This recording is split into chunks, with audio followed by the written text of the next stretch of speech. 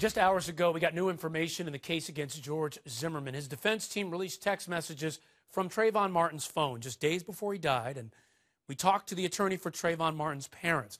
He says the texts are irrelevant. Now we have George Zimmerman's attorney, Mark O'Mara, with us. And, Mark, good to have you with us. Mark, first, talk to us. Hey, Ryan, how are you? Good to see you, Mark. Now, how are these text messages relevant if, as Ben Crump says, what matters is what happened the night Trayvon Martin and George Zimmerman had their altercation? Well, of course, today is not a determination of relevancy. The first level is whether or not it's discoverable, and it certainly is discoverable. We found this information on Trayvon Martin's phone. Actually, the state had the same information we found out. So the question of relevance is something that's determined at trial. Right now, it is discoverable, and if we ever intend to use it at trial, we may or may not, we have to disclose it to the state, and that's what was done today. Okay, but a lot of people out there are going to say, well, it's talk of Trayvon Martin talking about using drugs and fighting and things like that, and it may play into stereotypes.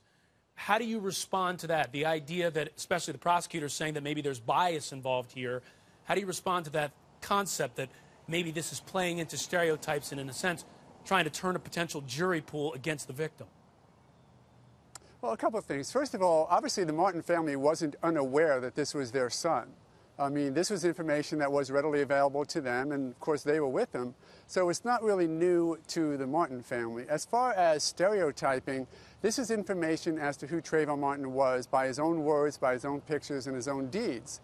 Whether or not that comes into a trial is really going to be determined by the state. If the state tries this case the way they should, which is focusing on what happened those 5 minutes. We have the non-emergency call, it goes off air, then we have the 911 call. So we know most of what happened. If they keep their evidence focused on that, then who Trayvon Martin was before may not be relevant. However, if they try to bring in evidence as to who Trayvon Martin was as the Martin family has presented him, then this evidence is going to be completely relevant. But, you know, the state's in charge of how they try their case. I'm just in charge of getting ready to respond to their case. Okay. And, you know, the other part of this, Mark, is people are going to say, well, you're trying to attack the victim. Now, this is, in a sense, a self-defense case. Do you, in some ways, need to do that in your case in order to prove George Zimmerman's point? I think I need to be ready to show a three-dimensional overview of who Trayvon Martin was if the state begins it. My case actually is quite simple. I'm going to look at what happened and the forensic evidence to support my client's self-defense claim, and that is very straightforward. He was broken, was smashed in his nose, knocked to the ground, and pummeled by Trayvon Martin. That is not just what I want to have happen and show to the jury. That is what the independent eyewitness said he saw.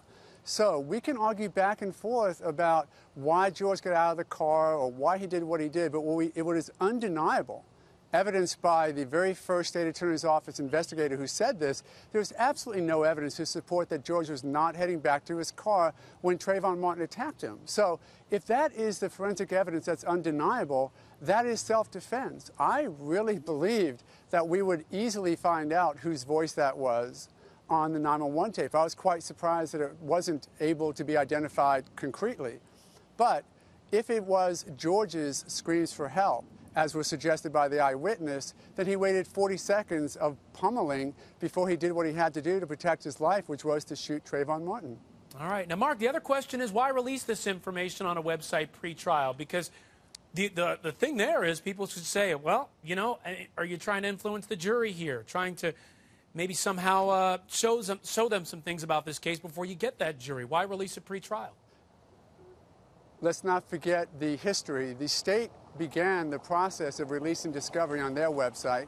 And actually, I don't blame them for that. It makes a lot of sense. It's an easy way to get that information out to the public or out to the media in what we have, which is an open discovery state.